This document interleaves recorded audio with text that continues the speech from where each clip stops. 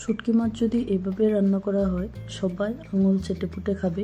তাহলে চলুন লাস্ট অবধি ভিডিওটা দেখে পুরো রেসিপিটা শিখে নিই। বাই দ্য ওয়ে, আসসালামু আলাইকুম সবাইকে। আমি নার্জিন, আপনারা দেখছেন নার্জিনের রান্নাঘর। শুটকি মাছের সাথে আলুর কম্বিনেশন বেস্ট কম্বিনেশন হয়। দেখেন কতটা লোভনীয় হয়েছে দেখতে, দারুণ টেস্ট হয়। এভাবে আপনারা ট্রাই করে দেখতে পারেন। প্রথমে আমি শুটকি মাছটা পানিতে ভিজিয়ে নেব। তারপর আমি 5টা আলু কেটে নেব। আলুটা দিলে কি হয়, শুটকি মাছে অনেক নুন থাকে, আলুটা দিলে নুনটা কেটে যায়। আমি আলুটা টুকরো টুকরো করে কেটে নিলাম। আপনারা আপনাদের ইচ্ছে মতো কেটে নিতে পারেন, তবে টুকরো টুকরো করে কাটলে শুটকি মাছটাও টুকরো টুকরো করে কাটা দেখতে সুন্দর লাগবে, সেই জন্য।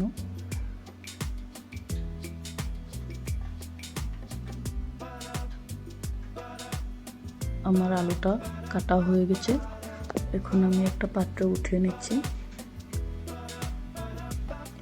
এরপর আমি 5-6টা কাঁঠালের বীজ নিয়েছি, এগুলো আমি টুকরো টুকরো করে কেটে নেব।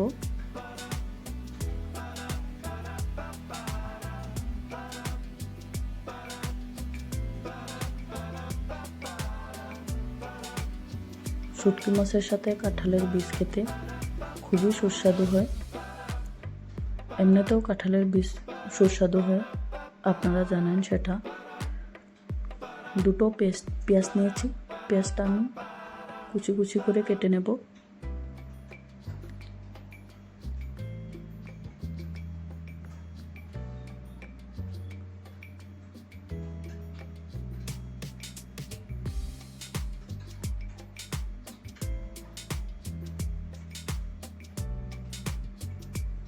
পেঁয়াজটা কাটা হয়ে গেছে, এখন আমি একটা টমেটো কেটে নেব। টমেটোটা অপশনাল হয়, আপনারা চাইলে দিতে পারেন, আবার নাও দিতে পারেন।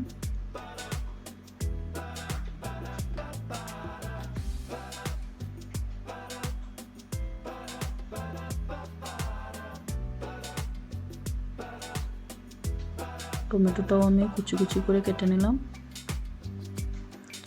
এখন কিছু রসুনের কোয়া নিয়েছি, এগুলো আমি ভালো করে চপ করে নেব।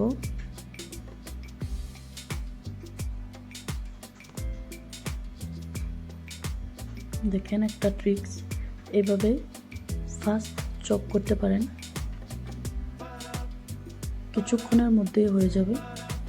দেখেন হয়ে গেছে।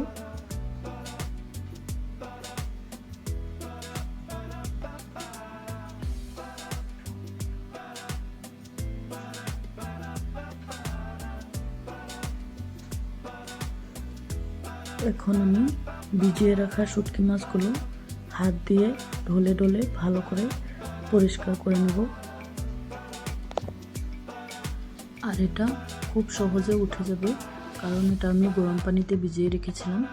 গরম পানিতে ভিজিয়ে রাখার জন্য এটা খুব সহজে উঠে আসবে ময়লাগুলো। যদি উঠতে না চায়, চাকু দিয়ে এভাবে একটু ডলে দেবেন, উঠে আসবে। দেখেন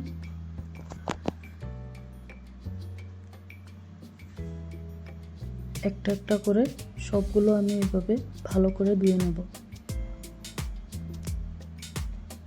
আবারও আমি ভালো জল দিয়ে একদম ফ্রেশ করে ধুয়ে নেব 3-4 বার।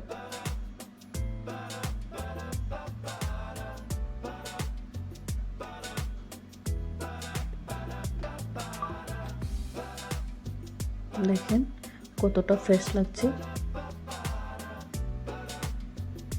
খুবই ভালো করে পরিষ্কার করে নিয়েছি। এভাবে পরিষ্কার করলে শুটকির যেটা গন্ধ থাকে সেটা আপনাদের পাবেন না। তারপরে আলু আর কাঁঠালের বীজগুলো আমি সিদ্ধ করে নিলাম। এখন আমি রান্নাটা শুরু করছি। মাস্টার্ড অয়েল দিয়ে দিলাম 2 টেবিল চামচ, মানে সরিষার তেল। তেলটা গরম হয়ে গেলে এর মধ্যে আমি রসুন কুচিগুলো দিয়ে দিলাম। রসুন কুচিটা ভালো করে একটু ফ্রাই করে নেব।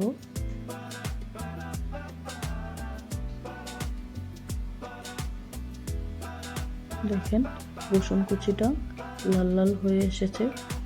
এখন আমি পেঁয়াজগুলো আর টমেটোগুলো দিয়ে দেব।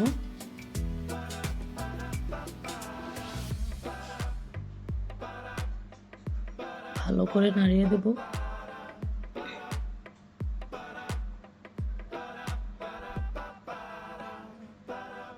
একটুখানি নুন দিয়ে দিচ্ছি। নুনটা দিলে কি হয়, পেঁয়াজটা টমেটোটা একদম সফট হয়ে যাবে।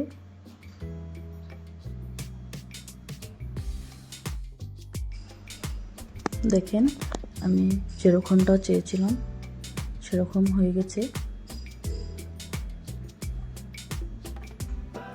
শুটকি মাছ খেতে এমনিতেও খুব ভালো লাগে, আর যদি মাছটা বড় হয়, বড় মাছের শুটকি হয়, তাহলে তো আরও ভালো লাগে। এখন আমি শুটকি মাছটা অ্যাড করে দিলাম। শুটকি মাছটা দিয়ে কিছুক্ষণ একটু ভেজে নেব। এরপর আমি হলদি গুঁড়ো দিয়ে দিলাম 1 চা চামচ, জিরে গুঁড়ো দিলাম 1/2 চা চামচ, লঙ্কা গুঁড়ো দিলাম 2 চামচ আর আধা চামচ, মোট 2.5 চামচ।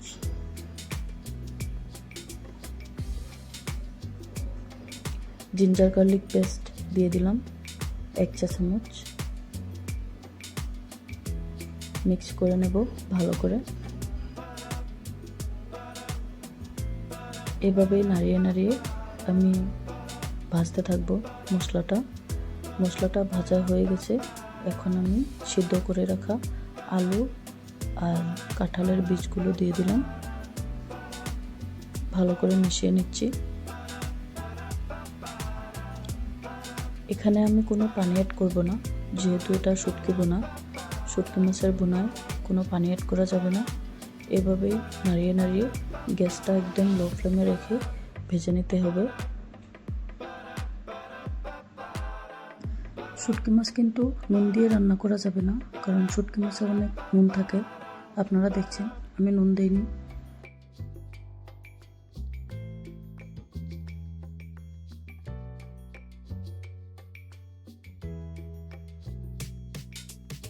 শুটকি মাছ খেতে কে কে ভালোবাসেন কমেন্ট বক্সে জানাবেন। আমার তো খুবই ভালো লাগে। দেখুন আমি ঢেকে দিয়েছি একটুখানি 5 মিনিটের মতো।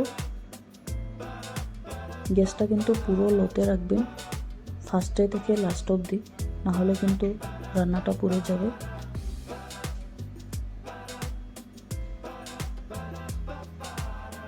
এইভাবে শুটকি মাছের সাথে আলু আর কাঁঠালের বীজ দিয়ে এভাবে ভাজা করে খেয়ে দেখবেন, দারুণ সুস্বাদু হয়। দেখেন আমার রান্নাটা হয়ে গেছে। এইভাবে আপনারা সবাই বানাবেন, পরিবারের সাথে মিলেমিশে খাবেন। এখন আমি সার্ভ করে নিলাম। ভিডিওটা যদি ভালো লাগে like, comment, share and subscribe করবেন। ভালো থাকবেন, সুস্থ থাকবেন। খোদা হাফেজ।